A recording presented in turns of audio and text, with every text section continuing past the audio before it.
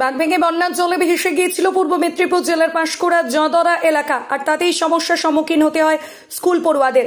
কেউ পরে তৃতীয় শ্রেণী বা পঞ্চম শ্রেণীতে, কেউ আবার একাদশ বা দশম শ্রেণীতে পড়াশোনা করে। বাঁধ ভেঙে কংসাবতী জল এলাকায় ঢুকে প্লাবিত করেছে গোটা এলাকা। প্রাণ বাঁচাতে আশ্রয় নিতে হয়েছিল বাঁধের ওপর। তবে বানের জলে ভেসে গিয়েছিল পড়াশোনার শিক্ষা সামগ্রী, যার ফলে স্তব্ধ হয়ে পড়েছিল তাদের শিক্ষার প্রসার। ভারাক্রান্ত মনে ত্রিপলের নিচে এতদিন চুপ করে বসে থাকতে হয়েছিল তাদের।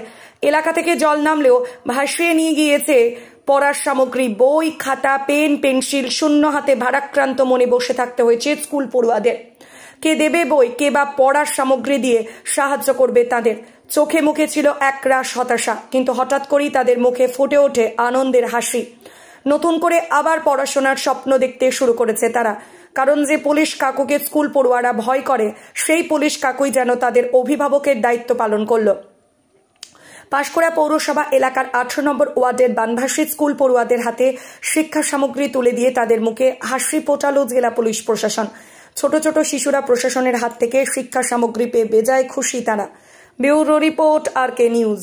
বন্যায় পরিস্থিতি হয়েছিল, ঘর বাড়ি সব ডুবে গেছিল, বই খাতা সব ভেসে চলে গেছিল। তারপরে এই জলে বন্যার মতন হাবুডুবু, কিছু তুলতে পারছি না, ঘর বাড়ি পড়ে যাচ্ছে, বই খাতা তুলতে পারিনি।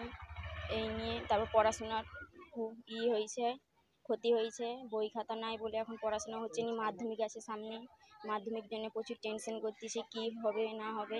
ওই নিয়ে পুলিশ বই খাতা খাতা আর পেন দিয়ে গেছে, ব্যাগ দিয়ে গেছে। পুলিশ প্রশাসন আমাদেরকে দিয়ে অনেক সাহায্য করলো। এই নিয়ে আমরা পড়াশোনা চালু করবো এবার নতুন করে। ওদের ওনাদেরই আশীর্বাদ নিয়ে আমাদের এবার মাধ্যমিক দুর্গাপুজোর পরে টেস্ট পরীক্ষা আছে, তারপরেই মাধ্যমিকের হবে, ডেট দিবে।